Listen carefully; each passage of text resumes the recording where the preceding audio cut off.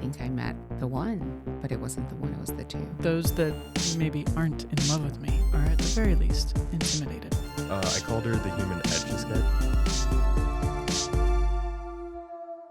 Mary had a little lamb, a little lamb, a little lamb. Mary had a little lamb whose fleece was white as snow. Did you know that Paige, up until yesterday, thought that the lyric for that was whose feet were white as snow? And she could not wrap around the concept of a sheep having white feet. And I said, no, it's fleece, white as snow. So that was yesterday's revelation. How did that come up? Like, were you singing? I was doing that exact sound check because I couldn't think of what. A lot of times when he's like, "Okay, talk." I'm like, "Oh, yeah," and then I can't. I don't know what to say. So I literally, the first thing that popped into my head was just speaking. Mary had a little lamb. No, that's gonna be stuck in my head today. Thank you. Well, it could be popular. Oh, please no. You're gonna Please, be no. popular. I'm saying, please, Have you no. seen Wicked yet? No, but I want to. I heard y'all saw it last night. No, it was Was it good. amazing? It was good. It's pretty good. I don't For a like musical, it's good. musicals. You don't? I don't. I really struggle with musicals. I thought the content of the story was fantastic. I thought the dancing and choreography was fantastic. I even thought all of the songs, quality-wise, were great. I can't get into the musical experience very well. Mm-hmm. So I struggled with parts of it. Right. But I really liked the last 2/3 of movies. So I liked the bulk of it. The front half was a little hokey, and I more just struggled with some other things. I don't want to give away too much since you haven't seen it. So No, I'm the same with musicals actually. My little one is obsessed though. She's like, dancer extreme, loves all of the choreography, loves making up her own dances. she will adore it. Absolutely. Isn't it long though? Like almost 3 hours? It was 2 hours and 40 something minutes. Yeah, That's a long one. But it honestly didn't feel crazy long. It's good enough that didn't feel exhausting in itself. Yeah. The acting was great. I don't like Ariana Grande particularly, but she did a surprisingly great job. pretty great. Like her or her music? Or both? Both. Although I took issue with like how high pitched, like a lot of her songs were just a couple octaves higher than I wanted to hear them. Mm-hmm. It was very operatic, and it wasn't my jam, but her acting was great, and her character is an interesting one to act that way for somebody who's not, who didn't build their career in acting, right? Right. No, she did. She did. Yeah, that's where she started, Disney Channel. Oh, that's you're right. right. Yep. You're Yep. right. What was She was it? an actress first. She was in like that whole group with Selena and all them. I cannot remember. It was Wizards like of Waverly Palace place. No, that was Selena Yeah. Gomez. I can't remember where Ariana came in. I think she had like her own little like show. It was geared younger than when I was like Kind of 10 like the years behind Miley me. Cyrus. That's just below it. Yeah, okay. like 2 years, 3 years behind it. Gotcha. Barbie is better. Oh, see, I love the Barbie movie. Yeah, Barbie was absolutely better. The body image, honestly, don't get me wrong, I'm not trying to say that she's promoting it on purpose. It's just her body type. But it just felt some of the body image stuff was really like, the messaging was there, but like for young kids that can't understand the levels of complexity of like the messaging, Right. it can be viewed as promoting poor body image. Yeah. I don't know if she's struggling with anything health-wise, because I know she didn't used to be as skinny as she currently is, but It's very, very noticeable and does not appear particularly healthy. Mm-hmm. But like the movie in general, I don't think was promoting that sort of body image because there was a lot of body diversity. Right. It's just wardrobe certainly highlighted her body type, and it almost took away from the story. Oh, okay. All right. I will say the thing that took away from the story the most for me is, do you know any of the Ariana Grande drama currently? Not Like, currently, are you in but the loop? before, like when she was dating, like at the very beginning of her, like all of the people that she was dating, but I'm not So- current update. Apparently, Paige knows a little bit more than I do. So she was married. I did find out she was also married. And then her co-star, who's the redhead in it, Evan Slater, he's known for like the Broadway SpongeBob, and he was SpongeBob, so it's hysterical. But when they started filming Wicked, they started having an affair, and then both got divorced, and now they're dating. But it's so weird because his character in it is like pining after her and can't get her at all. But that was pretty distracting, I will say, like just knowing Just it. knowing that? Yeah. The whole time I was just like, him. Didn't she date Pete? Yeah, and I was See, like, that's she left. the other one. I was like, she left Pete for this guy. Yeah, but Pete's the one that I Pete's great. No one I understands love why Pete. anybody like- dates Pete. Well, I Everybody understand loves it. Pete. I would. You know, yesterday the question of the queer crush. I guess mine might be Pete. He's pretty queer. Which is funny because you typically hate guys like that. God, He's like the ultimate fuckboy, and you're like, nah, I think I could he roll is with the him. but he gets all. I mean, he's gotten some baddies. He's got Beautiful me. women. Oh yeah. That's Kate why- Beckinsale. was Well, one? he's one of the guys that I'm like, how the hell does he pull these women? Massive dick. Well, that's got to be it. Or he's just incredibly sensitive and funny, and women are going to find that attractive Sure. no matter what you look like. He probably just listens. Yeah, he's probably just not an asshole. He has Crohn's. Does he really? He does. That is one reason why I it's not like I'm like a Pete fan, but I kind of, when I find out that people have Crohn's, I'm like, oh, okay. But yes, he does. He has Crohn's. But I want to just say I do kind of feel bad about saying that about Ariana Grande now, because like it's not like I felt like foot in the mouth on the body thing.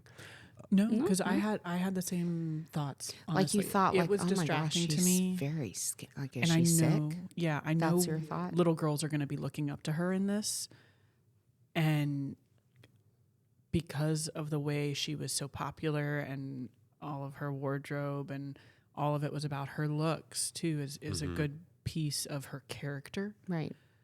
That it felt like that image was being lifted up quite a bit. Mm-hmm. And so, yeah, I had the same concerns as you, Will. Again, I don't think she is intentionally promoting it. I don't know anything about her struggle. I know plenty of people are just naturally super skinny, or they encounter health issues along the way. It's not always, something like an eating disorder. It could be any myriad of things. I appreciate that though, as a girl mom, it is something that is always on the forefront of my mind. And even when I just see her, like, she'll be standing there and she'll like push her, she's just standing there and she's like, Mom, am I fat? And I'm like, oh, you're 9. Like, what are we doing? It's very, It's rough. And I just couldn't stop picturing her with the redhead, and I'm like, God, really him? Him? goofy dude. Honestly, that Back was to the that. number one thing. I was You're just like, go back the to whole Pete. Time. Yeah, go. Pete's better. I get it, Pete. I get it, buddy. He is probably sensitive and listens. Yes, we do need to do an intro, but I want to give Pete some more love. Hello, and welcome to Fourth Wheel Podcast with your favorite throuple. I'm Cam, and I am joined with my partners. Will? And Paige. And today, our fourth wheel guest is a dear friend of mine from high school that I actually reconnected with during my divorce, and she helped me through it quite a bit. And she has seen my whole dating journey from being single, being in a serious relationship post-divorce, And then finally navigating my way towards this non-traditional dynamic that Will, Paige, and myself are in. And she knows she knows all the good, the bad, and the ugly. This is my friend Christina. Welcome. Hi. Thank you for having me. Thanks for joining. We are excited to have you here. I'm excited to be here. So I remember during my divorce, during the early stages of, kind of the messy parts, Mm-hmm. I started seeing some of your posts on social media because you were you had gone through somewhat similar experience. And a lot of what you were posting was really resonating with me and helping me understand some of, what I was trying to process and find answers for. And that's really when we kind of reconnected and bonded over that shared experience. Right. Different experiences, but still a lot of core things that we had very similar wounds, I think. Right. So Christina is one that is just one of those super emotionally intelligent friends that really knows how to empathize to a degree that most people cannot even get close to. Oh, thank you. Which is why you were so essential to that recovery journey for myself. And, then you kind of got to see the evolution of my healing process Right. as you were still navigating your own, too. Mm-hmm. As we have kind of grown and found ourselves in happy, healthy, wonderful relationships. Christina is in a traditional monogamous relationship. Yes. And always has been, right? You're not hiding any bisexuality, are you? No, not at all. We've talked about this before because I'm like, I love women and I think I appreciate like the beauty. And I'm like, oh my gosh, like boobs, like I like ass, like the, not just that, but just like the beauty. Like I appreciate a woman and her beauty. Like when you told me that Paige was like the one that made you love pussy. It's an honor. You said it's an honor, but that part of it, I just have never Experienced. No, It's never stopped you from groping, though. Mm-mm. Christina's Never. never I am- afraid to grope. So just beware. I'm a butt smacker, and then sometimes I'm like, oh, I'm sorry, like I just touched your butt, not to Cam, but I think we were at the restaurant, and I was like giving Paige a hug, and I like grabbed her butt, but I was like, I just touched your butt, sorry. So what we're really learning is that Christina struggles with maybe boundaries, personal boundaries. Yeah, a little bit. But that it's not rooted in a repressed sexual need. It's just... And it has no discrimination and stuff. Oh, yeah. No, not at all. It'll never stop you. I think that one night watched you grab like 6 butts that night. Oh yeah, see, those are those are my people that were there. I'm very grabby, touchy-feely. That is my hug. Like that's a part of my hug. Like hug, squeeze, grab. Someone's appreciating butts, and that's important. It's very important. Hey, I'm a physical touch person, so I always handle it with a thank you. Yeah. I appreciate it. I get flattered when I know you. Right. Let's qualify that real quick. If I know you and you are in my circle of Right. trust, Right. absolutely. I mean, all my book club friends, usually I get greeted with somebody grabbing my boobs. Yeah. But Why it's not? always just a playful, friendly way, not a sexual way. Yeah. See, men, this is why you need to read more. I'm just saying. Join a book club. Join a book club. We're all touchy. So how old were you two when you met? I don't know, like 16, 15? 15, 16, because 15, I'm a 16. year older than Cam. Okay. And then you guys, after school, kind of went your own way for a while. And then Mm-hmm. you were going through a divorce also around the same time? We had gone through separation and then reconciliation. And then I was like, this is not going to work. And this needs to be done. Like, we need to be done. So I walked away. But so, yes, I was going through a divorce also. And my divorce was taking much longer. But I also had key points that I was kind of helping Cam guide. Like, have you done this yet? Have you talked about XYZ yet?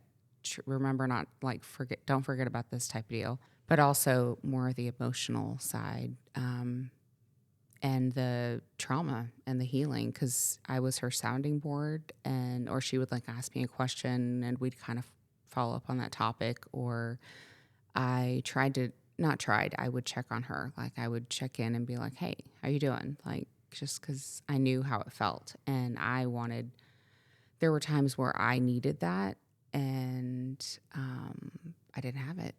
So I tried to be there for her as much as I could. Or if she asked me stuff late night, like we are both night owls.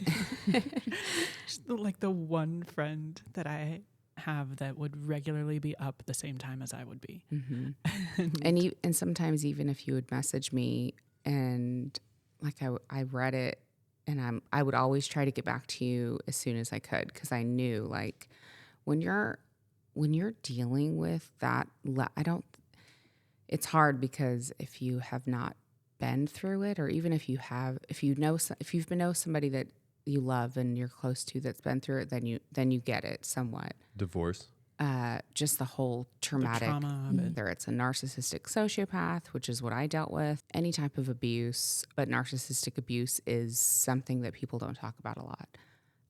But that aspect of that, and the combination of going through a divorce with a child, that makes it 1,000 times harder. But going through that, from my own experience, I know how wrecking it can be. And once you start ruminating, when you have somebody that can help like reel you back in, it's helpful. So I tried to be there as much as I could for Cam, just to. Yeah. So during that time, I was really struggling to find, the answers that I felt could help me make sense of what was happening. Mm-hmm.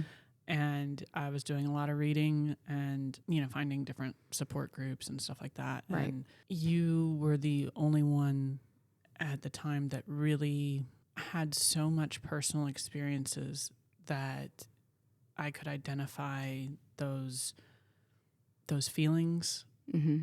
and start to put words to, some sort of answer. Right. And it really helped me reach different stages of healing, I think, at a much faster pace, because I had someone that understood it and that was giving me more resources to help me better understand it. And that just you were there. Yeah. At the time, I was not in Texas. I was living in Tennessee, and I was alone. We had moved there during COVID, and I didn't have any friends or family there. And I was limited on who I could really talk to. I was really dependent on those that were reaching out and providing some of those outlets, Right. to better understand what I was going through and what I was feeling and how I could best process it. That was really key, I think, is just learning how to process those emotions, Right. so that I could move forward and be in a healthy place when it was time to take the next steps, whether that was the next steps in the divorce or the next steps in moving back here and getting established here, the next steps of opening myself up to dating. Right. And then, the possibility of loving again. And then every part of the journey along the way after that. Right. Because healing is not linear at all. And you have waves of grief, and then waves of that. Like for me, like I'll think about something and I'm like, it's not that I'm sad or I want to be back in that moment, but it's a definite wave that can hit you sometimes, even when you are healed. Precisely. And I can only imagine that, like, having a child during, like, in this whole process, right? Of one, not only that you have to still take care of and love and give attention and kind of pretend like nothing's wrong. Right. But on top of that, you're looking at them and they're a reflection of the ex or whoever has caused this trauma or is, like, currently causing the issues, right? Or strife. So, yeah, I can only imagine how often non-expected triggers come up. And I did that. I pretended like nothing was wrong. But then as you grow and as you heal, as a mother and as she's growing, I was giving her more, like, I would talk to her more in like kid terms she could understand, but very honest with her, not pretending like nothing happened anymore. Because it's life, and Right. she's going to be exposed to what the after is like now too. Exactly. So moving on to something a little less heavy. What were your initial thoughts when I told you about, where I saw this going with Will and Paige? My heart was overwhelmingly warm and happy for you because I have seen you on the journey. I wasn't close with you during your marriage, but it's not like I didn't know you. Like I knew just the generalness. But then I also watched your dating life throughout. So when you told me about Will and Paige, we were on the phone and I was calling to share some other news with you. But then you told me, I have something to tell you. And I was like instantly I knew. And you told me, and you were like, this is like so real. Like it's just different. Like the way that they love me is just, it's it. Like, this is it. Like, I think I met the one, but it wasn't the one. It was the two. Threw me for a loop. I like that. It wasn't the one, it was the two. So how did that initial reaction to the relationship differ from the dating that you had seen Cam do post-divorce? There's a lot of criteria that you have to meet in order for Cam to even consider. She dated a lot and we had a lot of stories. So it was like I was living vicariously through her because Lex, Cam, and I would have like girl dinners and we'd be like, dish on the trips, dish on the guys, like who is this person? What's going on with this person? But it was when it was Will and Paige, it was, this is a real connection, but I keep using the word real. It's like this real love. It was just different. And I was just so happy for you. And then when you sent me the pictures, I was crying and I was here and taking care of the cats. And it was I don't know. I am very happy for all three of you. You're going to make me get teary-eyed. Yeah, I mean, you're going to make me get teary-eyed. But no, I think one of the biggest things that Christina knew very well is that during my dating process, I often had a great time dating. I met really cool people. They did make for great stories, or they were great people to get to know, or particularly when I would meet people abroad and had some of those whirlwind type romances. Right. But other than that, I had a really hard time actually getting to a point where I had real feelings for someone. That just it wasn't clicking for me, and I couldn't force it, and nobody should, because no matter how much someone marks off all the boxes on your checklist, it doesn't guarantee that that's a good connection. Right. You might really enjoy that person and even come to find some sort of love for them, but that doesn't make for like a lasting relationship per se, right, in a romantic sense, if it's not truly there, right? And so the fact that I had gone through all this time of dating, really struggling to find that type of connection, or to see something evolve into that type of connection, not only did I have that connection with Will and Paige, not only did that feeling finally overwhelm me, but it wasn't for one person, and it wasn't even just for two people. It was for their dynamic as well. It was for each of them individually and in different ways. And it was the most overwhelming kind of love that knocked me off my feet completely. And yet not in a infatuation sort of way, because keep in mind, I was fighting this feeling tooth and nail for months, trying to ignore it, trying to find a reason to not pursue it, Full-blown denial. Full-blown denial. Right. For sure.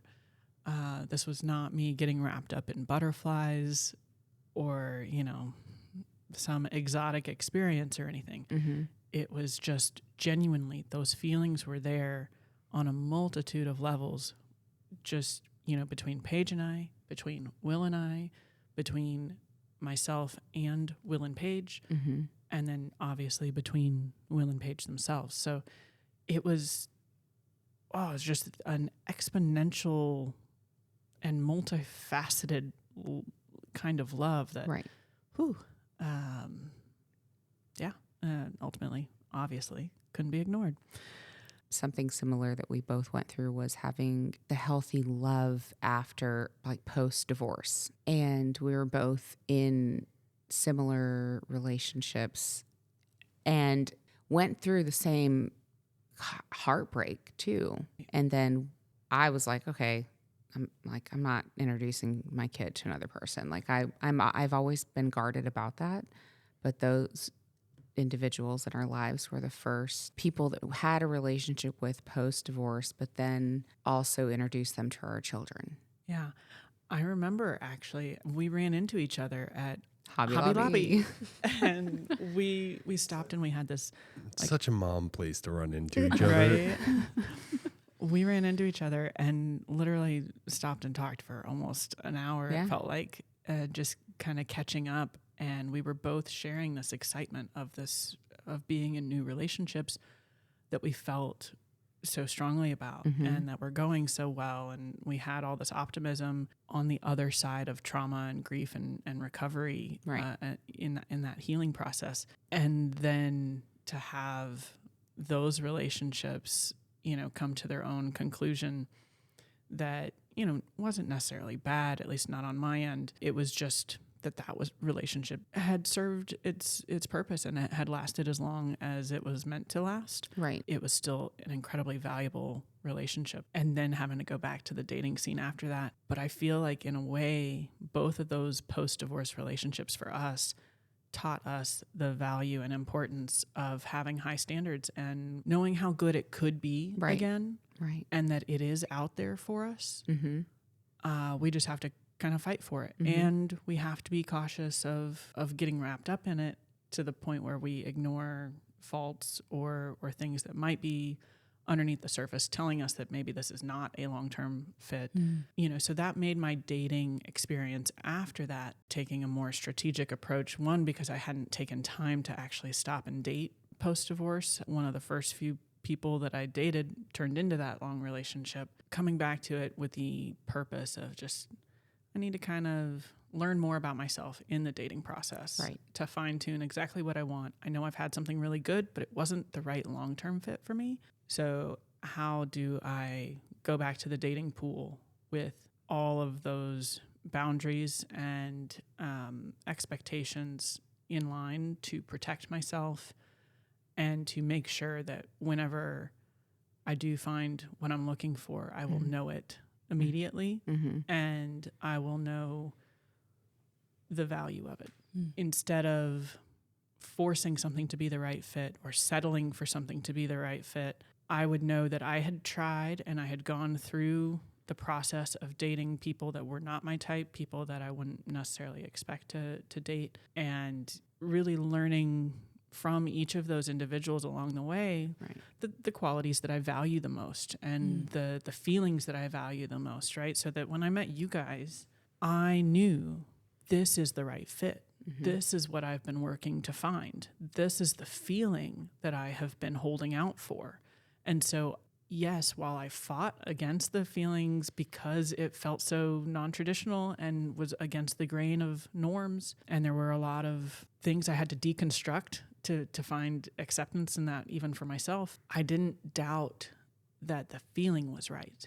I didn't doubt that the love was the love that I had been holding out for, because I had never felt so safe and heard and seen. And I know I've said this ad nauseum, guys, but like it really was just that much different, a much more comfortable love. It was exhilarating, but not in the way that, the butterflies set off your nervous system.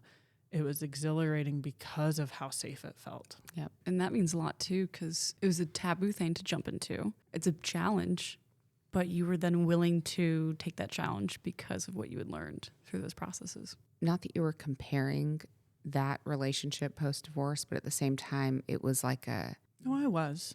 I absolutely How was. could you not? Yeah. I mean, it was a really great relationship. Honestly, I don't have bad things to say about him or the relationship. It was the right relationship for that time. Right. It taught me I could be loved again. Taught me I could love again.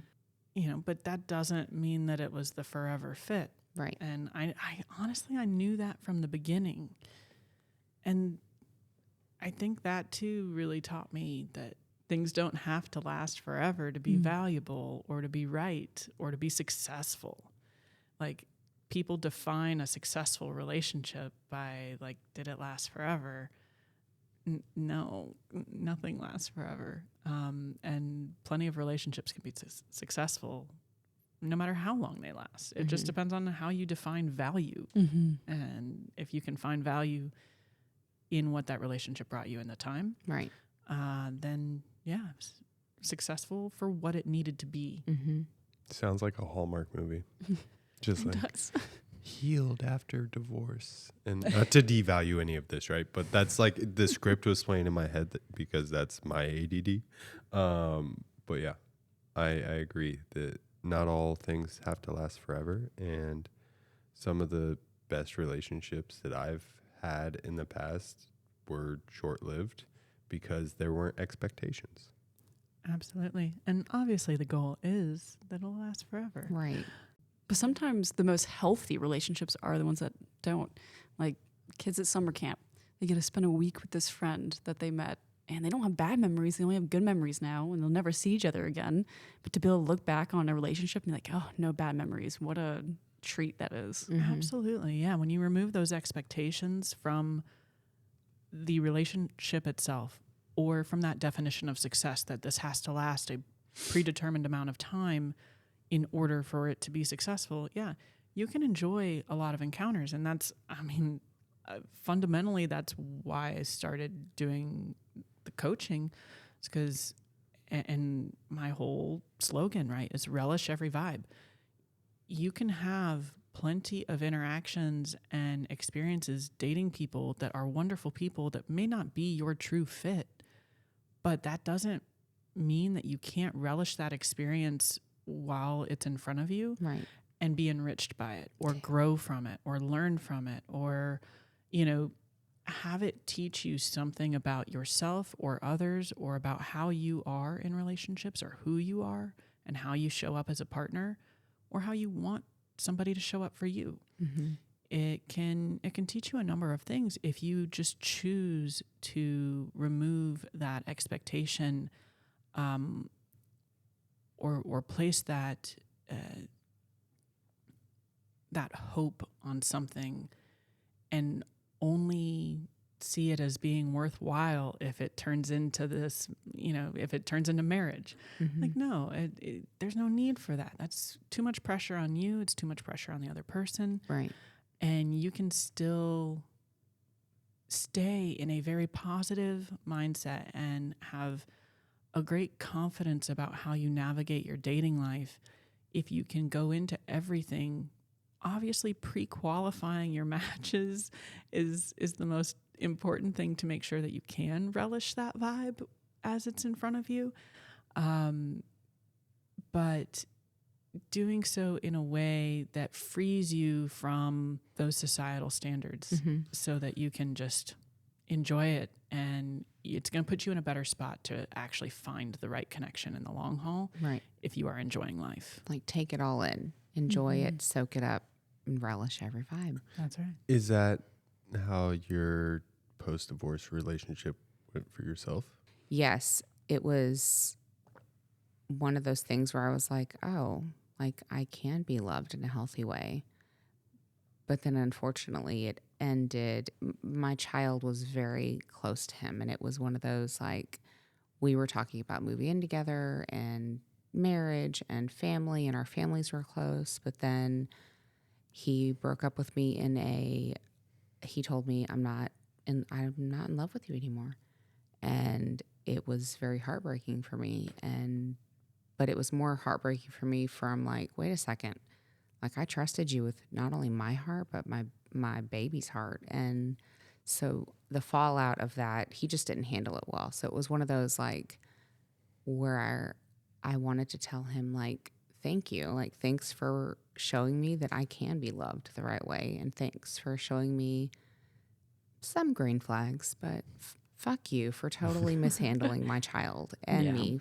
But just it's one tricky. of those. Yeah. And as horrible as that impact probably was, at least it was sooner rather than later. Absolutely. Right? Cam reminded me of that. At least he figured it out quick. Yes. From what it sounds like. Now, my next question is, during your time of dating, were you on the apps? I got on Bumble for 1 month. That's it. I tried that initial conversation of like trying to get to know somebody. The what's your favorite color question, like, get out of here. Like, can I ask you, like, have you dealt with your childhood trauma? Let's talk about that. Like, can we just go straight to there instead of the what's your favorite color? The basic cliche questions, those ones. Small talk is the easiest way to ruin any vibe. Yes, it is. Now, did Bumble pitch you a throuple like it did Cam? No. Missed opportunity. My throuples, I've been hit on many times. Tell us about those experiences. I'm so curious. I want to hear one of the. Tell us the best story. The best story is me. How do I say this without? I don't even give a fuck. I was like pimping out. I was trying to like find a third person for one of my best friend couples, married couples, exploring and discovering polyamory. And I was a very good wing woman. Like I could totally pick out. I could totally pick out the person because they would hit on me. And I'm like, so I don't get down like that. But these ones over here, let me guide you. Like, let me introduce you. You were just a very good friend. Very, very good friend. Like the next step is facilitator. Outside of you getting in bed with them, like this is the best you could do. Yeah. And I was very good at it. When I did go out a lot, I would get hit on a lot, and understandably. So another interesting thing that we all share, right, is kind of your health journey, right? And that's something that when we did first meet you, we kind of really connected on because I feel like Cam really beats herself up for not being around during Paige's health stuff. Like she could control that somehow.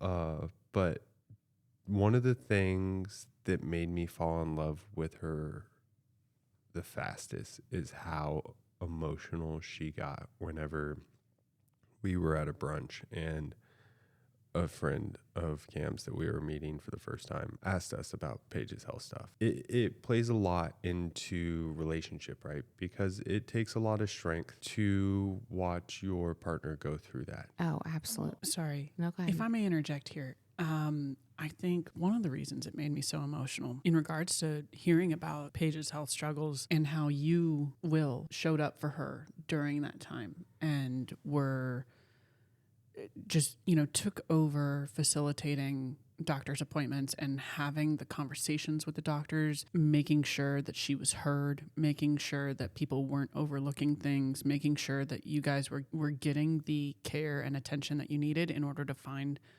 Paige's diagnosis. That touched me so deeply because I knew of Christina's health journey and struggles and how much she had to just advocate for herself. And she didn't always or often ever have that kind of support and that kind of love through that. And how at times it was even used against her throughout your life and throughout your relationships that you've had. And so it was this, complete swing of it. And it made me, one, feel all the much more for Christina in knowing that she's had to face so much of her struggles alone or to be put in charge of so much between just, your kiddo and your own health. Right. And so to see the way and to hear about the ways ways that Will really showed up for Paige so that she didn't have to always fight all those battles herself, because she absolutely was not in a position to be doing so. She couldn't remember half the time. Right. Totally get that. So honestly, I don't know that we have dug into Paige's health issues at all. I know we've probably alluded to it at times, but for our listeners out there, Will, maybe you can take charge on this story, because I fell in love with the way that you talked about it. So I think our listeners will too, but I think it gives a lot of great context for the type of partnership that Will and Paige had, prior to meeting me, and for how it's, even continued to be an ongoing struggle, and then how we have taken that and, even seen Christina go through other more recent struggles as well. Mm-hmm. And now to see you with support is so beautiful. Because for those that obviously don't know, Christina does have a wonderful partner right now that is incredibly supportive, and we love him. Mm-hmm. And I want to give him a shout out. But I'm gonna pass it back over to Will to share a little bit about Paige's story. First, I want to say is the amount of strength that both of you demonstrated during your struggles with your health, and the struggles of dealing with our healthcare system and the way it works against you Right. is so incredible, because Jesus Christ, I don't know if I would have been able to do it. Like, seriously, it was hard enough, like, helping Paige go through it. I don't know if I would have been able to do it myself. I just don't know if I would have put the effort in, to be 100% honest. So yeah, Paige's health journey, January 9th, 2023, she ate a Thai spring roll that a coworker had given her at lunch. And then she started having like an allergic reaction. Later that day, went into urgent care. They Benadrilled her, gave her a couple of things. It was like, hey, if it continues, go to the ER. Continued, so we went to the ER. They belittled us, charged us a lot of money, and sent us home, and didn't have any answers. And then for 5.5 months, we continued to not get answers. She was having frustrating. It is so frustrating, especially once we found out what it was. So her symptoms were MCAS, which is mast cell activation syndrome. And what it causes is full body urticaria. Urticaria? Yeah, chronic urticaria. Probably butchering that, so sorry. Just full-blown hives. Yeah, full-blown hives everywhere, right? I called her the human Etch-a-Sketch because if you touched her, it would like leave whatever you touched like as a mark. During that time, we were trying to figure out what was causing this reaction, because she was full body hives, itchy. Like she would, how'd you describe it? It's kind of like after getting a tattoo, if you then got a sunburn on top of it. And it was like in my everywhere, any place skin was, inside my ears, throat. It felt like a constant yeast infection even. And just to control the histamine reactions, we did a self-imposed low histamine diet, which was really difficult. But we couldn't even get a doctor to like order that. It was a struggle to find any kind of specialist that would consider what might be causing it outside of just, oh, you're having an allergic reaction to something. So for months, we were going to specialists all over Dallas and all over DFW. And she's self-imposing this very strict diet where she's not eating like anything. Like when I say low histamine, everything has histamines in it. Literally everything. I was going to say, give me an example, like what she was eating. of a low histamine I diet. can name literally everything she was eating. It was broccoli, rice, asparagus. No asparagus. No asparagus. Yeah, broccoli, rice, onions, Eggs. eggs, potatoes,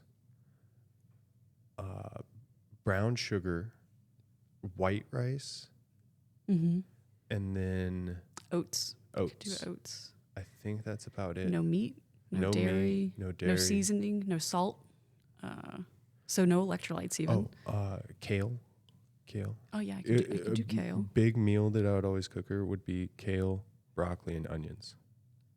So beverages, like when you say no electrolytes, I mean, you need those. And so I couldn't your even energy do tea. level. Like Black tea, green tea, couldn't do that even. Anything with dyes, none of that. Yeah, no preservatives, anything. Yeah, so basically if it came packaged, couldn't do it. We were buying vegetables like daily. Oh, carrots was one. Yep. And it's even to the point where like when you are cutting the edge of a carrot, as soon as you cut into it, more histamines are releasing because the aging process is going faster. Okay. So I would just have to eat raw carrots, just Lord. a little washed. And I went to the store multiple times a day to get, not that it probably changed anything on the freshness, but I was always trying to be as fresh as possible. Right. And so progressively over the 5 months, it got like stricter and stricter down to this very like limited 12 thing diet. After going through all these specialists and them not being able to figure it out, I end up on the phone with the World Undiagnosed Disease Network. And it's the president of the Harvard Medical School that I'm on the phone with. Okay. And we're on the phone for like 3 hours trying to understand what is going on with her. And he's to the point where he's like, all right, we're to bring her to Bethesda. There's programs where it will get paid for it. All these things. He was a wonderful man. I wish I remembered his name. I'd give him a shout out. But all these things that we were in the process of doing. And then she finally was like, hey, I found this naturopath doctor. Let's go check him out before we go do this. I was like, all right, cool. We get to the naturopath. I'm like, hey, I could use the restroom. I go to the bathroom and I come back and they're like, hey, it's a stomach parasite. And I was like, what?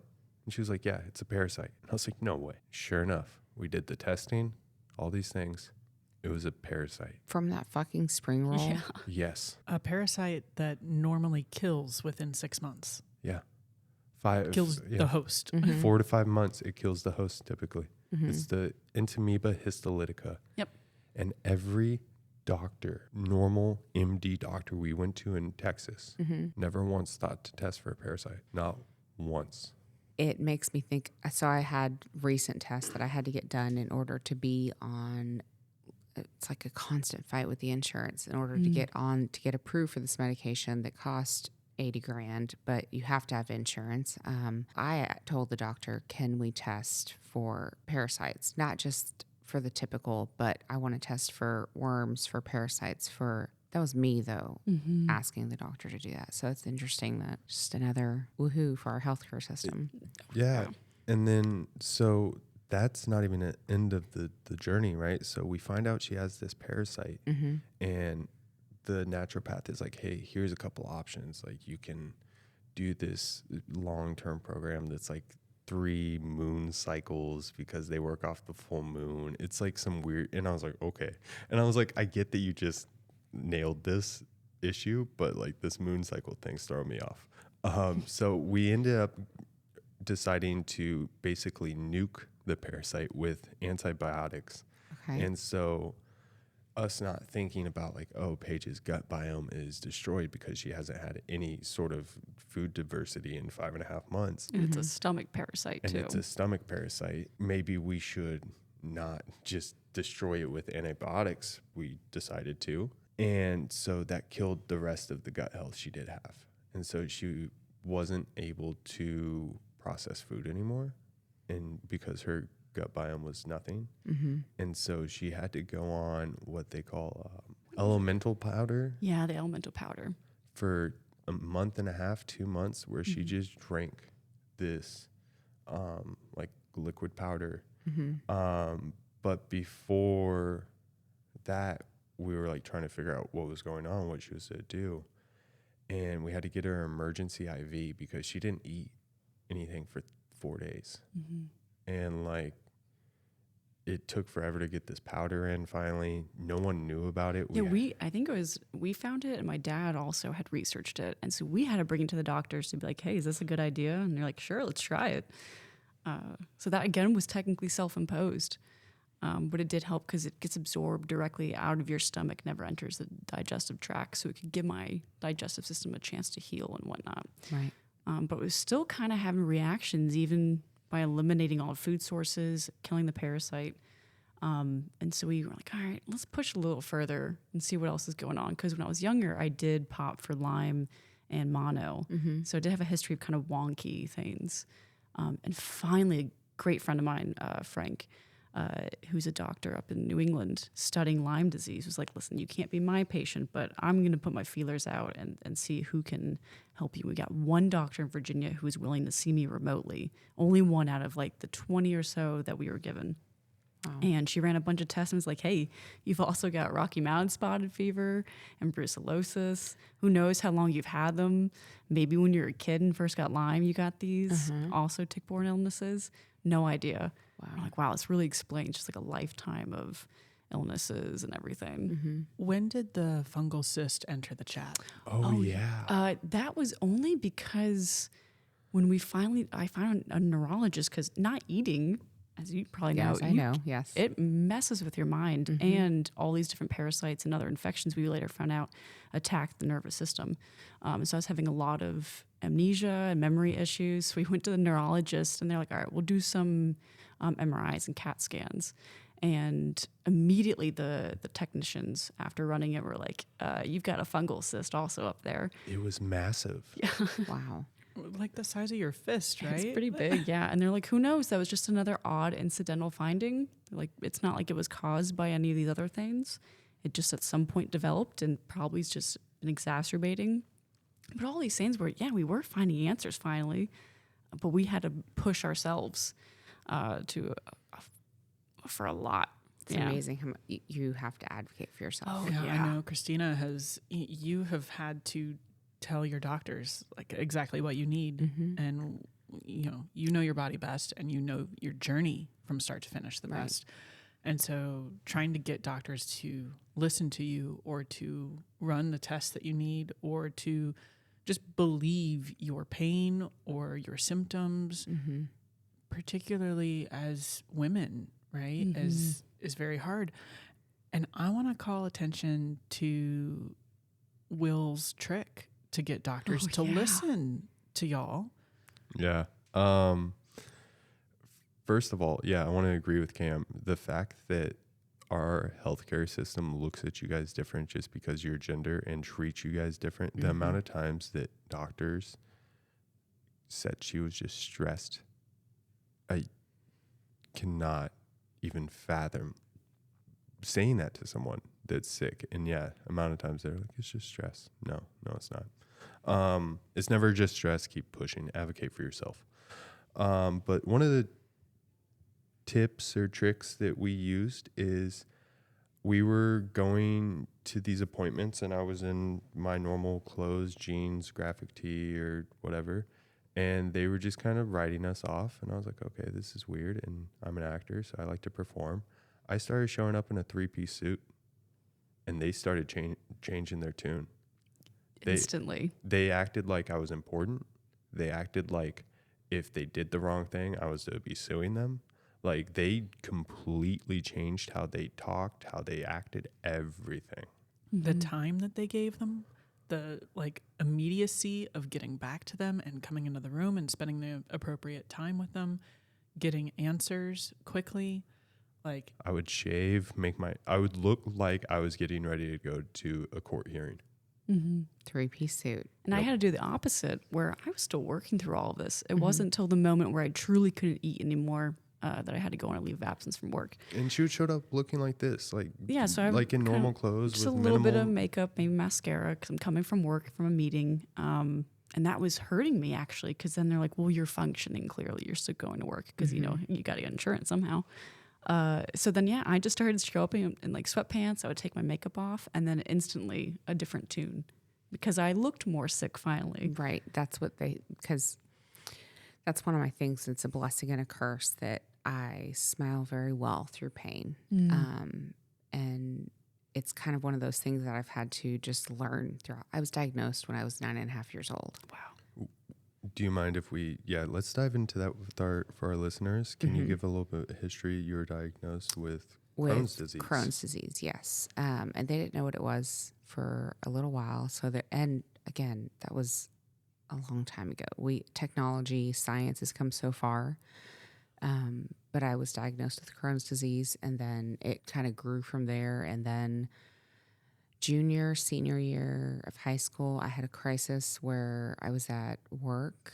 I had gotten a job at Great Red Mills, and my first day, and I did not feel well, like at all. And I went to the bathroom, and there was a little bit of blood in my stool, and I was like, I need to go home. Like something's not right. My mom had left to take my dad to the airport, so no one was home. So I was driving home, and I don't know how I got home.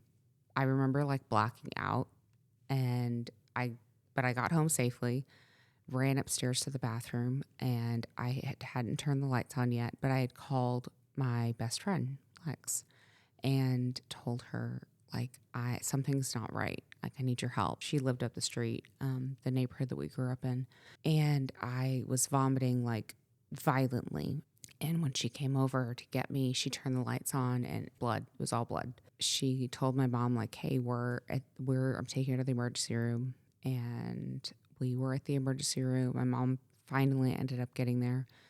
And we were at the emergency room for forever because they would not treat me until they told me that I was a desperate pregnant teenager in need of attention, because my belly gets really distended. But fast forward, what was really happening was my intestines ruptured 4 fingers wide. That's how big the hole was. Good God. Jesus Christ. Yeah. And how long were you in that waiting room? Over 5 hours. My mom was I was still a virgin. My mom, because I was like, I was like pleading and begging and like, come on, just like take care, please help me. And my mom, and I was like, Mom, I haven't even had sex yet. Like, I'm a virgin. I'm not pregnant. This is not pregnancy. Like, something is not right. I need help. And then then they finally got the pregnancy test back. And because when that happens, when you're in the ER, you're at the mercy of other people. You're at the mercy of a lab person who it might be taking their time, which that was happening, or they might be doing their job and like in a rush. So you are at the mercy of other people. I simultaneously respect immensely doctors and ER workers, and also just don't like them. Right. Same.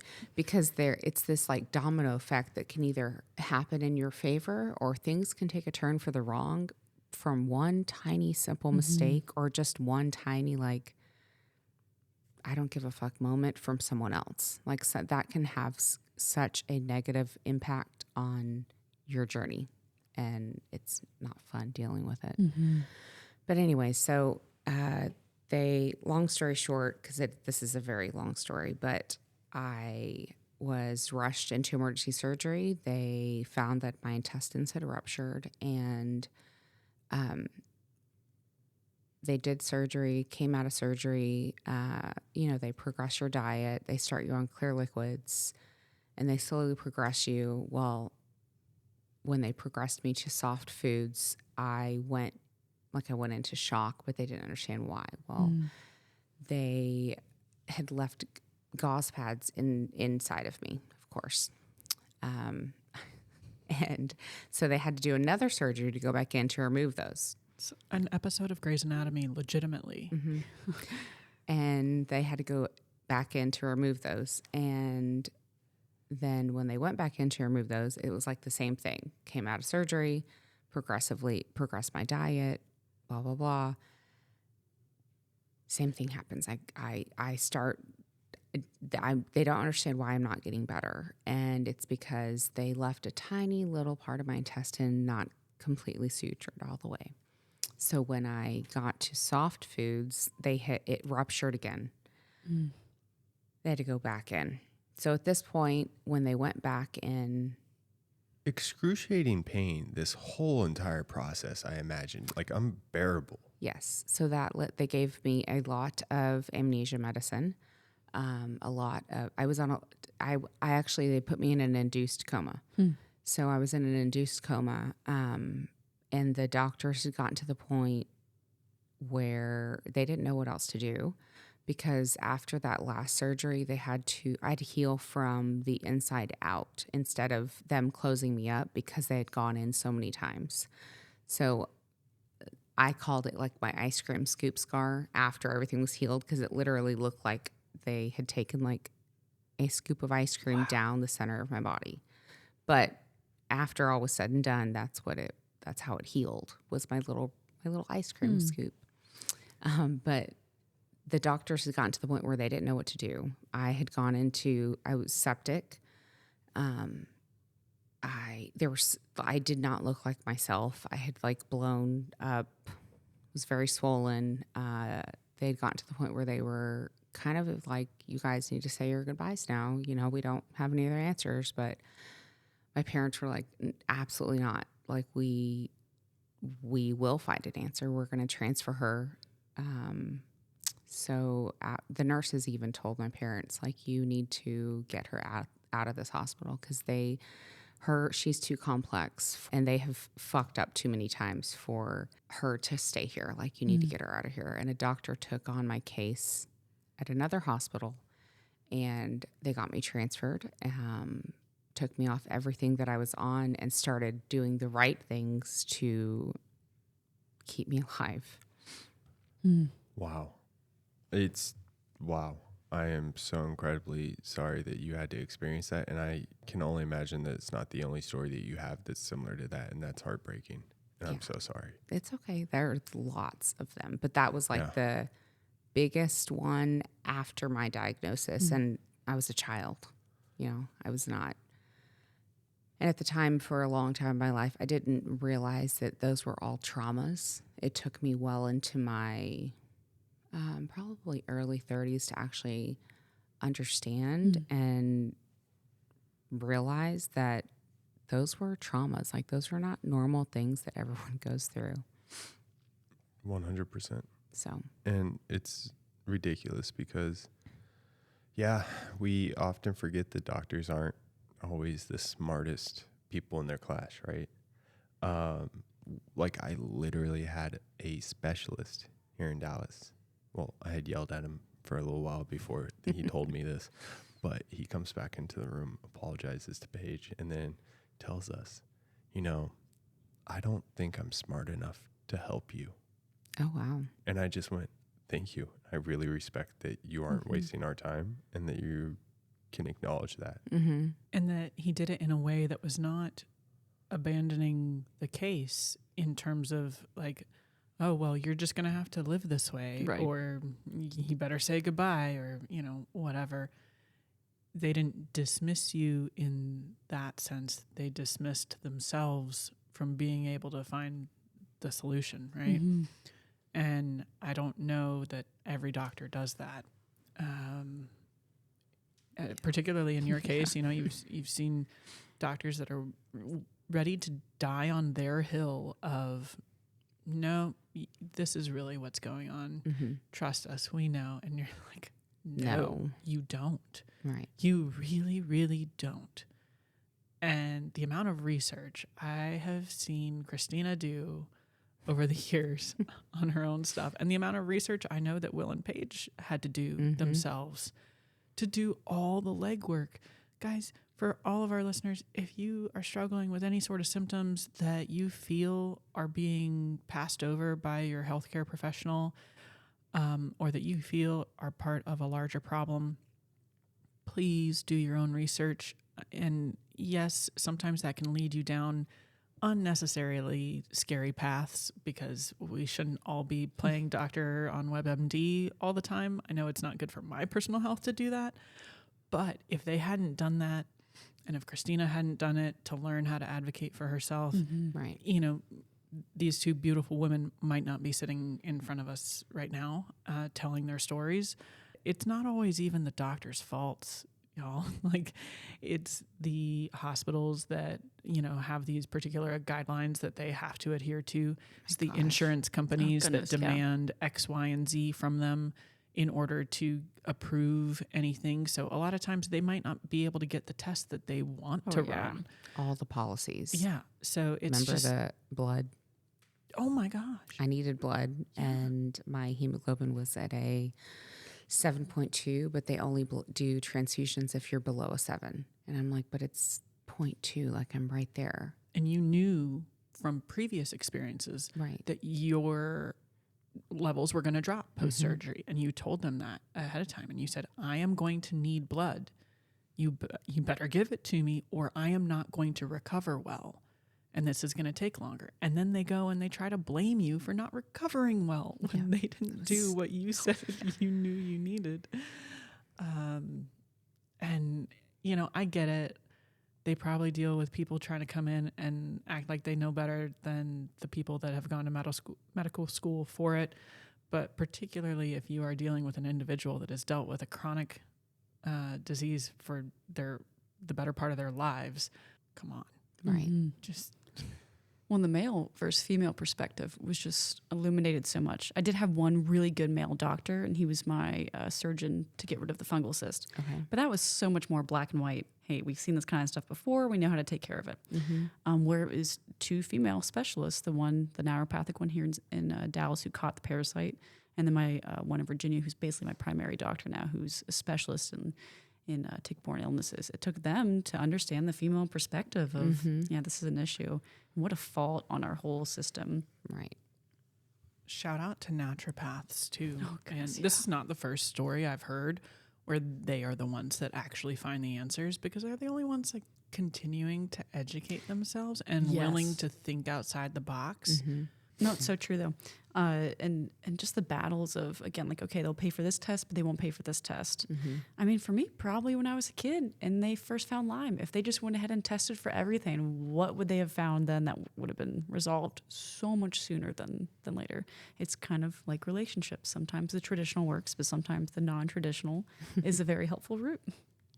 Yeah. Exactly. It's not for everybody. It's not always necessary, but when it's needed and when it's right, it's a miracle. It's sometimes the only solution. Yeah. Really is. And it can be the miracle. You guys are the miracle. Oh. I agree. I did want to say one thing though, like for the listeners out there, like if you can relate to Paige and I's story or any health, advocate for yourself and continue to like listen to your body. Like you know your body, and especially when you have a chronic illness. If people think that you're crazy, just let them think that you're crazy and keep advocating for yourself and listen to your body. Listen, because most of the time, in our cases, I feel like we advocated for ourselves and we're here today to tell our testimony. Beautifully said, and so important. Do you have any questions for us? Anything that's been piquing your curiosity? Who initiates more often? Physically? Oh, absolutely. We're jumping. We're like totally jumping topics. Why is everybody staring at me? Because you're blushing. It's Cam, isn't it? No, I think it's me. Well, I don't know. Maybe it's pretty. Sometimes it changes. It's It equal. does change. Yeah. Depends on the stress level of like what we're doing. Like, I was going to say changes based on, okay, let me give a scenario.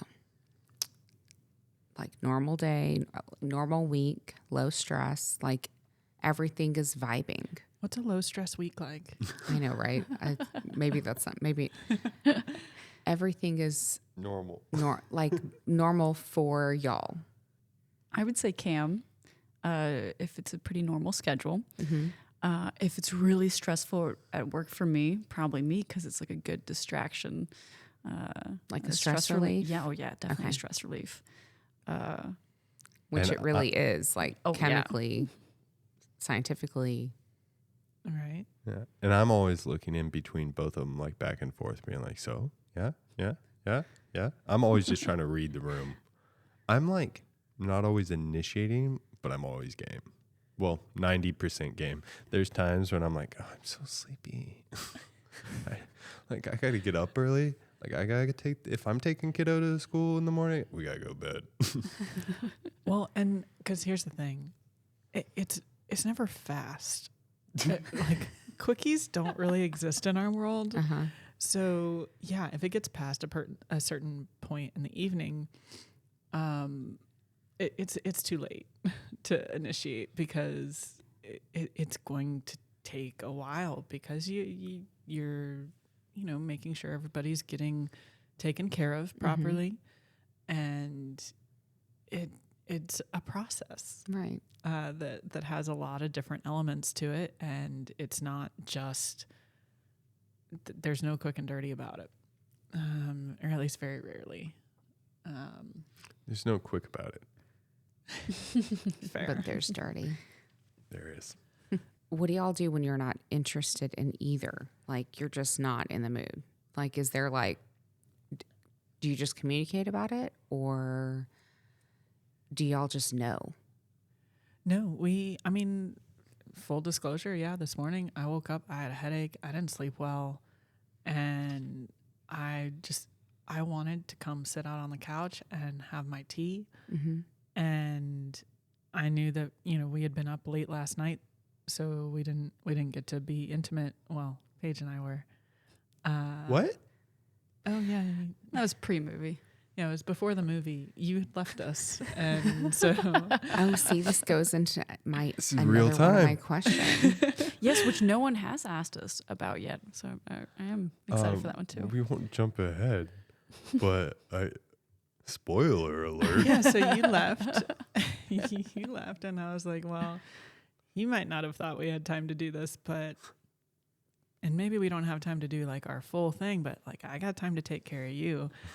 And that's what I did. And This is why they didn't text back with the address to where the movie was. Yes, actually, yeah. yeah. I'm driving for like 10 minutes being like, I hope I'm going to the right place. So that leads me. So I got the answer to my question about the how y'all handle jealousy. Y'all handle it well. But another question that I had, and I'm sure people have or have thought about, and maybe don't ask, but I'm not that type of person.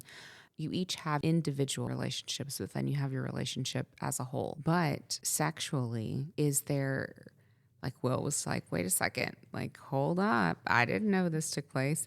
Does that happen, or do you like tell him, or then are you again intimate together, Normally. the three of y'all, or how does that work? Oh yeah. And it generally comes up. Particularly Will loves hearing about it. Yeah. So I honestly figured that Paige would have told you because you guys talk about it more. But yeah, so then we didn't end up being all physical together last night because I prioritized watching an episode of Marco Polo instead, after helping Will She with one of did. his auditions. Yes, you did. It was such a weird audition. It too. was. So I knew that they were probably going to want to be intimate in the morning. I just woke up and I was not in a place. Mm-hmm. And I just wanted tea. I wanted to come hang out with the cats and chill and try to get rid of my headache. And so I was like, yeah, y'all go ahead, have fun. Seriously, have sex. And I came out here and I made my tea.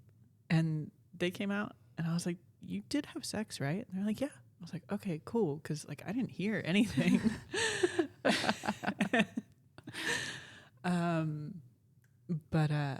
Which was wonderful news, honestly. yeah, no, we do not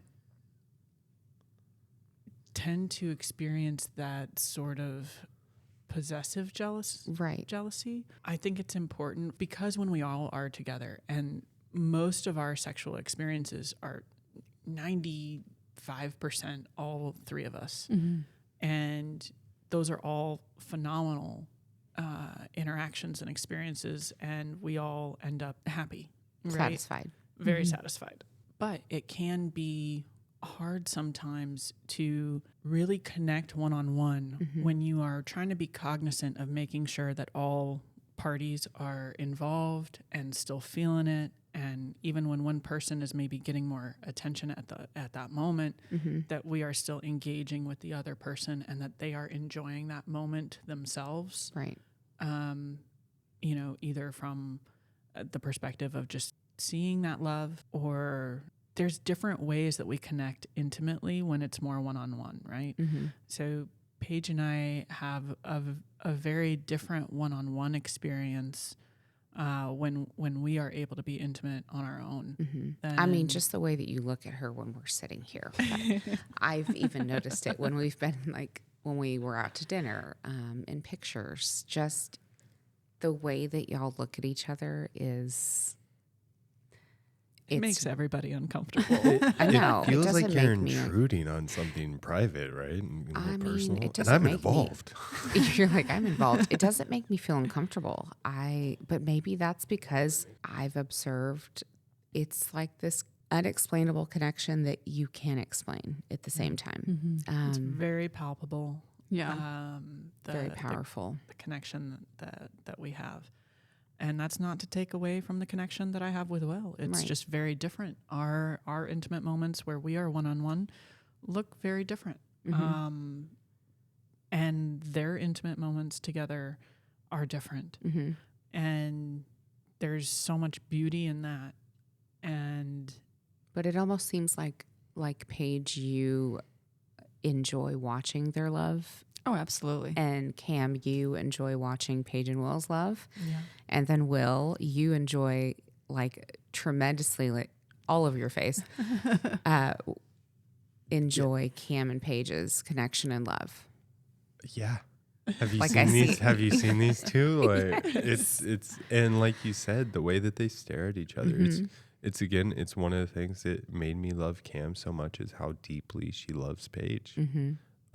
How deeply, like, I just can see her love for both of us. Because it's genuine, and Cam loves her people hard. And like she does, and they don't hide it whatsoever. It does not matter where we are, right? Mm-mm. Like, I can be like, even with Paige, right? Whenever we go back to her parents' place sometimes, I don't know, I get in this weird like mode where I'm like, well, I have to be respectful. I can't just be like touching you all over like in front of your parents.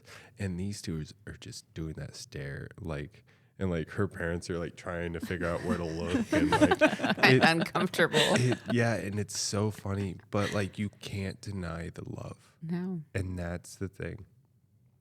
Is there's so many people that have like commented on TikToks or social media and yada yada yada, and they're always like, well, the blonde one looks like she's out of place, like she's not being like no attention or yada yada. And I'm like, no, like believe me, it's thick. The tension is thick. In a great way. Yeah. In a good way. But yeah, no, we definitely do still get like one-on-one time in. We definitely find that important. It just happens to be more often than not we are together. But like I was just in Utah for a business trip for the week, so it actually is a really good feeling knowing that like, oh, when you're gone, you're not leaving just one person alone. Right. Like, they can still have these wonderful intimate moments and build connection even more. Mm-hmm. And then of course it's one of those, if someone's not feeling it, whether they're not feeling well or just have something going on, it's by no means like well, you don't want to join, we're going to hold that against you kind of thing. And then of course there's times too where there's like serious stuff going on for one person that it's, hey, well, none of us are going to do anything because that's priority to resolve and support first. Yeah. Right. Yeah. It's not that like, if one person isn't feeling it, that they are automatically left out. Mm-hmm. No, it's a lot of times that just means that none of us do anything. Mm-hmm. But more often than not, we're all kind of game. Yeah, and I just want to say it will probably also change once we're all living together, Mm-hmm. Right. Because right now, Paige and I are getting our one-on-one time because we aren't here every night. We aren't living Mm-hmm. full time with Cam. We're coming and we spend a lot of time together, tons of time together. So yeah, it really just depends. So yeah, the initiation question it might change even more when we're in the new place and everything. Y'all are together more often or on a more consistent basis. Yes. And the fascinating experience through all this too is it did highlight areas of jealousy at first that we then explored more of like, okay, why is this an area of jealousy, and dug down deeper. So like for me, for example, after last year's health stuff, I'd gone to a therapist, did my due diligence of like, hey, I want to fight this ahead of time and not end up with a bunch of medical trauma and be afraid to ever go to a doctor again. Went to therapy and they're like, actually, you're pretty good. Like for some reason you handle this mentally pretty well. But then, when we were having these times where only one of us can come over to see Cam because someone's got to stay with the dogs, and if I was staying at the house in Allen, and be like, I'm kind of jealous that I'm not there. And at first I did think, oh, is it just because I'm jealous of them having this one-on-one intimate time? And it took some time to really delve into it. But then it was, oh no, because this is the space I was in, not doing well and not to the point of healing properly and dying. And now I'm alone in this space. And that was really like the oddity of it. I can totally relate to Yeah. that. So like now that we're selling the house, it's like a very healing, like, okay, I can move on from the process. But it was actually a cool experience because it helped highlight like, okay, is this a jealousy of the relationship dynamic? Oh no, this has actually helped just reveal a true trauma that I didn't expect and had been told not to even expect. Right. But it was there and now I can address it, which is actually pretty cool. And just from a mental health perspective, I think that's so important to acknowledge that it was really funny because when early on as we were dating, Paige got the descriptor of like, oh yeah, she's the only one without any trauma. Yeah.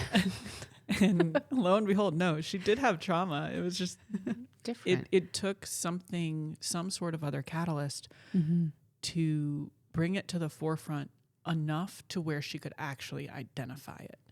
And it's funny because that catalyst was not something that was even really related to it. So I personally believe that literally everyone has trauma of some degree. Absolutely. And it's just a matter of time before you find the right catalyst that is going to help you identify the reasoning for a traumatic response to something for you to actually start to heal from it, or even identify it and know that that is something that you need to address. And so to Paige's credit, as soon as she had that kind of perspective shift of like, where is this coming from? Why am I responding this way? And then once she had the answer, she knew what she had to do to navigate it and to address it and to start to unpack it in a much healthier way. And then that started a positive flow back into, because it got to the point, quite honestly, I was so fearful about spending one-on-one time with Will for a long time because it did tend to bring out a little anxiety in Paige. And I didn't understand where it was coming from. She didn't understand where it was coming from. And she was always very insistent with us. No, I love seeing y'all together. I want to see y'all's relationship blossom. And I had a hard time trusting that initially. And so it wasn't until she was able to kind of identify it and start to put things in place for her own well-being to understand where it was coming from that it positively fed back into really truly supporting Will and I's one-on-one time and gave me that peace of mind that no, okay, I'm not intruding on something. This is something that she genuinely wants for us, and I can open myself back up to it again. So that was, an example of just like the intricacies of a dynamic of three, right? In trusting, because it was always so important to me to not be that other woman that ever came between anyone. And that's one of the many reasons I fought against these intense emotions of love that I felt for both of them as we started to truly date each other. And so, but I knew that having that one-on-one relationship with Will was important to me, because I knew I had a very solid one-on-one relationship with Paige as well. And then that our dynamic with all three of us was fantastic. But I needed that intimacy with the dynamic with Will as well. And I needed that masculine connection. And I had a hard time leaning into it, knowing that it was impacting Paige. So until Paige was able to identify where that was coming from and address it for herself. Paige, did you realize it and then talk through it, or was it like an epiphany, or was it a slow progression that you're like, because I know what that anxiety feels like. It really was just an epiphany one day of like, why is it has nothing to do with them Like I think it might have been one time instead of like just being at the house by myself, I was like out with a friend. Mm-hmm. I was like, oh, this doesn't bother me at all. Like, this is odd. Oh, it has nothing to do with being jealous that I'm not there in the moment with them. It's, the fact of where I was. Right. And now realizing, me being alone in the space, I've got to tackle some demons with that first. Right. And face it head on. And it just makes you think like, wow, how many issues have people had in relationships where they do think it's something where it's jealousy of a traditional nature or sexual or romantic specific, and it has nothing to do with it at all. Right. Yeah. And I mean, I haven't had any odd feelings or anything since. It was pretty short-lived too, honestly. Yeah. But yeah, just thank goodness my mind worked its way through it to give me the epiphany of like, oh, this is really what it is. Yeah. Mm-hmm. That's interesting. I Yeah. like it. That was a huge moment of growth, I think, for all of us. Mm-hmm. All of us individually and as a unit together, and obviously too between Will and I's dynamic, to be able to lean into it more and not have those hesitations surrounding it. Mm-hmm. I think it just allowed all of us to collectively take a Yeah. sigh of relief yeah. and lean into it without any sort of fear. Who's the best cook? Meal, breakfast, and dessert. Like full meal, dinner, breakfast, and dessert. But that was more of like a lighthearted, fun question that I added in there just for kicks and giggles. Cam has breakfast Okay. and certain dinner items. She also makes a really great salad. Like, I know that's a weird thing to say. No, like, she does, yeah, though. like My daughter salads. loves Her her salads are salads. great. Yeah. So honestly, Cam's way better cook than I am. Paige has her really strong dishes for not being a cook.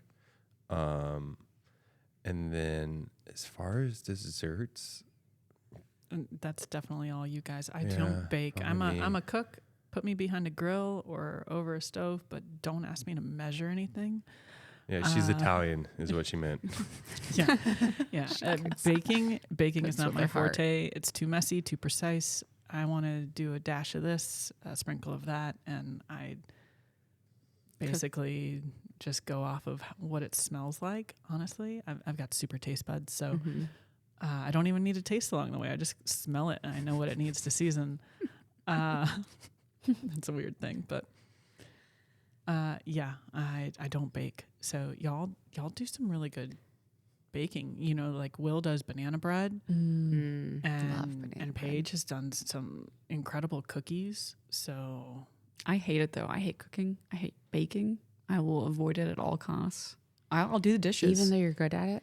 I don't think I would say I'm good at it. There's I just don't like know. two things I've been like, okay, I can Wait a repeat sec. this. the zucchini boats are so Y'all good. made me the cookies for the nurses in the hospital. Oh, that's right. I sit Yes. there. Yeah. Those are good. Those are really pretty good, good. yeah. I didn't get to eat any. But it's a Oh, what? stressful process. I to wasn't eat allowed to solid eat food. that's- Yeah. that I know was- it was cruel to bring immediately I was them. like, We're like, that's- oh. Because I'd be like, okay, there's cookies there. They brought them for my nurses, but I didn't get to taste them. But I heard that they were delicious. We'll have to We make will you some. make you some, Yes. yeah. I have some rapid fire. Some of these that are pertain to you and some aren't, but I still want to answer. All right. Who's your have to be first short. queer crush? Oh gosh. Like celebrity or It could be a okay. cartoon. It could be anything. Jessica Simpson was one of my like Mm-hmm. major girl crushes. Mm. You know, I haven't heard anything about her in like years, unless it's like Snapchat and it's like, where are they now? But interesting. Yeah. Good. Solid choice. Random. Because I think just because everyone thinks she's just such a ditz, but she's actually really smart. Yeah. Toilet paper, over or under? Oh my gosh. Even if I go into a hold on. Over. Will you correct it in other people's bathrooms? I was literally just about to say that. And if I'm sitting down and I will flip it. No matter where. Well, Same. if I'm at somebody's home or I would do it there too, yeah. yeah. Or if it's at a business, like not one that's like you have to get the lock or whatever, but if it's just there, like it's sip and savor. If they you could just like have jimmy it open, you'll like change it. Oh my gosh, it drives me crazy. So yes, over. Okay. I know that you're in an amazing relationship now, but whenever you were dating, what's the biggest red flag? Biggest red flag. Oh gosh, that's such a hard one because I didn't really date that much. But a big red flag for me was controlling. Okay. Like huge red flag. That's a good one. All right. And men that lay their phone down, face down, like a constant thing. My ex-husband was a pro at it. Was a pro at it, but it was because he was having multiple affairs on me. So it was like one of those things. Like if a guy it was for me a red flag. Like if a man laid his phone, made a point to like put his phone down face down, that was just a thing for me. Interesting. No, it makes sense. I like immediately was analyzing. I was like, I think I do that, but most of the time it's because I don't want to see notifications. Well, yeah. Or they have, so not just that, but they have the screen protector that you can't see from this side. I don't know what they're called. Yeah, I have that too, but it's Oh, because Lord of the have kiddo. mercy. Because he's always, as soon as he runs out of phone time, he's like looking over my shoulder. And it's not like I'm looking at stuff, but I'm like, I don't know what's to pop up on my phone. And now I feel like I need that on my phone. Yeah. And I used to judge people because they had it. But now, yes, I get it. The kiddo. And I have one on just even from when I was traveling, traveling solo, but then looking at dating profiles and stuff, or just whatever might be on my phone. I mean, it is a smart thing for even banking information. Like objectively, it's a smart thing to do. Right. Now I see that. But before, my ex-husband had it on his phone. I mean, this was years ago when it wasn't a thing. Yeah, when it wasn't popular. Yeah, he had it on for other reasons. What is your go-to sick food? I know, and that's a different question for you for obvious reasons. So I'm curious. Other than broth, like food, if I'm having a flare up, processed food, honestly, because it's already processed. So my body doesn't have to like do much. McDonald's sausage what is it? Sausage McMuffin. That's one of my go-tos. And then I know it's going to sound weird, but it never makes me sick. And it's a calorie booster for me when I drop pounds, but Doritos and sour cream. Ooh. That sounds delicious, actually. They are delicious. But when I'm sick, it's like, so good. And it'll put some meat back on my bones quickly. I used to do Doritos with cottage cheese. Oh, I haven't tried that. Like, Sorry if I- Look like on Paige's repulsed. face right now. Yeah, I was like, I might have Repulsed. made some of you throw up a little bit. I'm so sorry. I mean, I like cottage cheese, but Doritos. You like it with fruit or just by veggies, itself? Okay. seasoned salt, actually. All right, last one. If you could live anywhere in the world, where would it be? Spain. Ooh. I love how quick you were. Yeah, absolutely. Have you been? Yes, I have. So I have family that live there. But yeah, beautiful, absolutely beautiful country, beautiful views, and just the lifestyle. It's just, I love it. Oh God, and the food is so fresh and delicious and just amazing. And they have wine on their breaks from work. Like, it's okay to do that. They encourage you to do that. It's like all of Europe. And they have healthcare. Yes. So that's the other thing. So my aunt and uncle always will be like, oh my God, like I would love to take my daughter. And we had tickets to go, but we had to cancel them because of lovely COVID. But yes, their healthcare, my aunt and uncle are like, you just need to move here. And I'm like, I kind of can't do that, but I would love to. Maybe at some point. Right. I actually lied. I have one more question because you've known Cam for so long, and I need evidence to support my argument. Our argument, and is people have always just fallen in love with her, right? Like everywhere we go, everybody you can tell is in love or has a crush on Cam. In love or has a crush or is curious, but like mesmerized because, so I use the term mesmerizing because she mesmerizes me in her beauty and her intelligence. But I wouldn't say everyone, because there's haters everywhere. You giggle at me, but it's the truth. And it's almost like, it's like that jealousy. It's intimidation. Yes. People have been intimidated by me my whole life. You're So intimidating.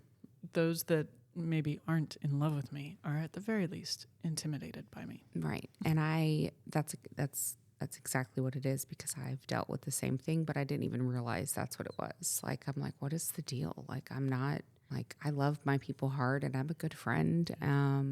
It's because we're both incredibly honest people, and people have a hard time being confronted by the truth on a regular basis in all areas, right? Yes.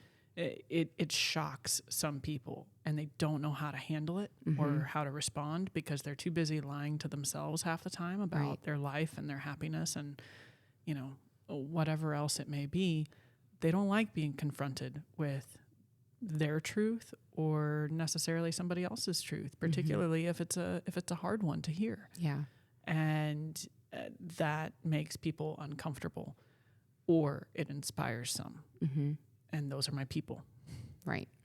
Well, Christina, pleasure as always. I'm so glad we got to have you on Me too. and This hear is more about exciting. your story and answer some questions and just kind of relive a little bit of our own journey that, you know, we have come full circle together in so many ways, between heartache and trauma and healing and then finding love on the other side. Right. And it looked different for both of us. We had very different journeys and different outcomes, but all that matters is that we are both happy, healthy, loved, and able to love again. Right. And so there's nothing more that I think I could ask for each of us. But we're so happy to have you join us today and Thank have you for all the having love me. for you. And to our listeners, thank you for tuning in and going on this journey with us. And hopefully now you know a little bit more about kind of the complexities that have gone into not only Paige and Will's relationship, but how I so quickly fell in love with both of them, knowing what that journey had meant for them. So Thank you so much for listening, and remember to subscribe, share, and if you have a story similar to Christina's or Paige's, please share that with us. We always like to know about how we can help or inform or spread the word to get the right resources out there. So please reach out if this is you. yeah, you can always email us at info@fourthwheelpodcast.com, or you can message us on our social handles, which are also at Fourth Wheel Podcast, both on Instagram and TikTok. Full disclosure, we pay more attention to Instagram, so unless you're part of my TikTok audience.